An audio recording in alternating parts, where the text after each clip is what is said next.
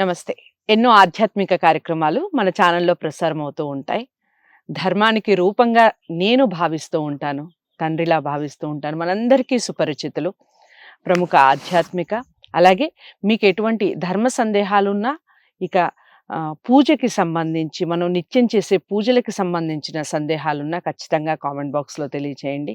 ఇక జ్యోతిష్యానికి సంబంధించి, వాస్తుకు సంబంధించి ఎలాంటి డౌట్స్ ఉన్నా స్క్రీన్ మీద కనపడే నంబర్‌కి కాల్ చేయొచ్చు. శివప్రసాద్ గురువుగారు. కొన్ని ధర్మ సందేహాలతో ఈరోజు కార్యక్రమం మొదలవుతోంది. మీకు ఈ ధర్మ సందేహం మీకు గనక ఉంటే ఇక నుంచి ఇలా పాటించే ప్రయత్నం చేయండి. నమస్కారం గురువుగారు. ఆశీర్వచనం తల్లి. గురువుగారు, మామూలుగా మనం భోజనం చేస్తూ ఉంటాము. ఈ మధ్య కాలంలో భోజనం అసలు ఎక్కడ పడితే అక్కడ కూర్చొని టీవీలు చూస్తూ, ఎక్కడ పడితే అక్కడ కూర్చొని తింటూ ఉన్నారు. అసలు ఎక్కడ కూర్చొని తింటే శ్రేయస్కరం? ఎందుకు? పెద్దవాళ్ళైతే తూర్పు దిక్కున, ఉత్తర దిక్కున ఇలా మాట్లాడుతూ ఉంటారు. కారణం ఏంటంటారు? అసలు ఆ దిక్కులకి ఉండేటటువంటి విశిష్టత ఏమిటి? భోజనము ఏ దిక్కున కూర్చొని తింటే హ్మ్. మేలు హ్మ్. అనేటువంటిది ప్రశ్న. హ్మ్. అసలు భోజనము ఏ దిక్కున కూర్చొని తింటే మేలు? ఏం జరుగుతుంది? ఎటువంటి పాత్రలో తింటే ఏమవుతుంది? ఆకులో తింటే ఏమిటి? లేదా మనం ఈ పళ్ళాల్లో తింటే ఏమిటి? అసలు తినాల్సినటువంటి విధానం ఏమిటి? ఎలా పద్ధతి ఏమిటి అనేటువంటిది కూడా ఉన్నది. హ్మ్. అది మీకు ఇప్పుడు తెలియజేస్తాను నేను. చెప్పండి. భోజనము మనము తింటూ ఉన్నాము అని అంటే తూర్పు ముఖముగా గాని, ఉత్తర ముఖముగా గాని కూర్చొని తినటం అనేటువంటిది శ్రేయోదాయకం. ఏమిటి? ఎందుకు? అంటే మనం భోజనం ఎందుకు చేస్తాం? మనం ఎందుకు చేస్తున్నట్టు?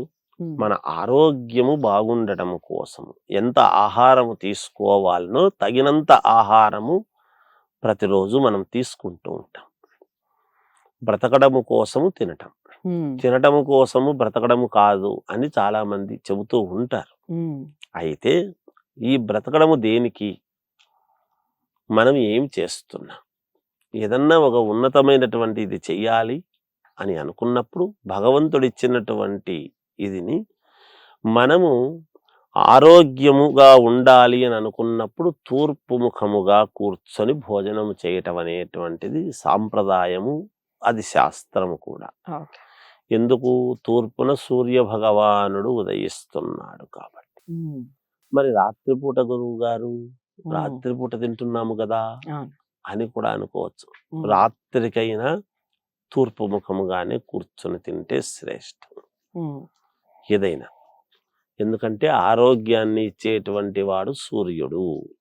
మనము భోజనము చేస్తున్నప్పుడు ఒక్క నమస్కారము, ఈ భోజనము మనకు వచ్చింది అంటే ఎలా వచ్చింది, ఎక్కడి నుంచి వచ్చింది, మనం ఏం చేసుకుంటే వచ్చింది, ఇది మనకు ఈ అన్నము పరబ్రహ్మ స్వరూపము అని. అన్నము పరబ్రహ్మ స్వరూపము అంటే ఇది మనం తింటున్నాము అనేటప్పటికి దాన్ని ఎంత గౌరవించాలి, అన్నాన్ని ఎంత గౌరవించాలి అనేది ఉంది. ఒక పద్ధతి, అదొక విధానం. అయితే ఉత్తరముఖంగా కూడా కూర్చొని తినవచ్చును. ఉత్తరము ఏమిటి? ధనము, మనకు ఐశ్వర్యము, డబ్బు రావటము చేయటము, దీని వలన మనకు ఒక ఇది ఉపయోగము. అందువలన ఉత్తరముఖంగా కూడా మనము కూర్చొని భోజనము చేయవచ్చును. ఈ రెండు దిక్కులు తప్ప పశ్చిమము గాని లేదా ఇప్పుడు ఈ దక్షిణముఖంగా గాని కూర్చొని తినటం అనేటువంటిది అంత శ్రేయస్కరమైనటువంటి విషయము కాదు. ఈ రెండు వైపులా కూర్చొని తినరాదు. ఎందుకంటే శరీరములో వండిన పట్టదు ఈ రెండు వైపులా కూర్చొని తింటే. శనిస్థానమైనటువంటి పశ్చిమం వైపు గాని, ఇక్కడ యమస్థానమైనటువంటి దక్షిణం వైపు గాని కూర్చొని తింటే ఇబ్బందులు వస్తాయి. అనారోగ్యము, శారీరకమైనటువంటి రుగ్మతలు ఏర్పడే అవకాశం. మరి ఇంకొక ప్రశ్న ఉత్పన్నమవుతుంది. గురువు గారు, మన ఇంట్లో 10 మంది ఉంటాము. అందులోనూ నేను ఈ విషయం డైనింగ్ టేబుల్ ఉంటే 4 చైర్స్ ఉంటాయి, చుట్టూరు కూర్చొని తింటారు కదా. డైనింగ్ టేబుల్ సంస్కృతి అంత యోగదాయకమైంది కాదు. ఎప్పుడు కూడా కింద కూర్చొని పద్ధతిగా కూర్చొని కింద పెట్టుకొని తినటం అనేటువంటిది చాలా ఉన్నతమైనటువంటి స్థితి. కాలానుగుణముగా వయస్సు పెద్దది, కొంచెం కింద కూర్చోలేని వాళ్ళు అనేటువంటి ప్రామాణికం ఉన్నప్పుడు ఇట్లాంటివి వాడుతూ ఉంటారు. సరే, ఈ రోజుల్లో స్టైలు, మన స్థితిగతులు, మనకున్నటువంటి ఇది, మనం కింద కూర్చోవడం ఏమిటి అని అనుకుని ఎప్పుడైతే పైన కూర్చొని తింటున్నామో సరే, వాళ్ళ సౌకర్యాన్ని బట్టి చేసుకుంటూ ఉంటారు. అయితే నేను చెబుతున్నది ఏమిటంటే ఇంకొక మాట, ఇంట్లో ఒక 10-15 మంది ఉంటారు. ఈ 10 మంది కూర్చొని భోజనం చెయ్యాలి అని అనుకున్నప్పుడు అందరూ తూర్పు ముఖంగా ఉత్తర ముఖంగానే కూర్చోలేరు కదా. ఒకటి. రెండవది, ఇప్పుడు మన ఇంట్లో ఒక గృహప్రవేశము, ఒక సందర్భం ఏదో జరుగుతున్నది, ఒక పుణ్యమైనటువంటి ఒక వ్రతము ఏదో చేస్తుంది. అందరినీ భోజనాలకు పిలిచాము. పిలిచినప్పుడు అందరూ తూర్పు ముఖంగానే మరి ఉత్తర ముఖంగానే కూర్చోలేరు కదా. అన్నప్పుడు మనం ఎదురెదురుగా కూర్చొని భోజనం చేసేదానికి అవకాశం ఉంటుంది. ఎందుకు? మన ఎదురుగా తినేటువంటి వాడే ఉన్నాడు కదా. మనం తింటున్నప్పుడు మనకు ఎదురుగా ఇంకొకరు భోజనమే కదా చేస్తున్నారు. అప్పుడు అది ఇంతవరకే ఉంటుంది. ఎదుటి వాళ్ళు కూడా తింటున్నారు కాబట్టి ఆ దోషము ఉండదు. అప్పుడు అందరూ చుట్టూ కూర్చొని తినవచ్చును, అలా చేసుకొనవచ్చును.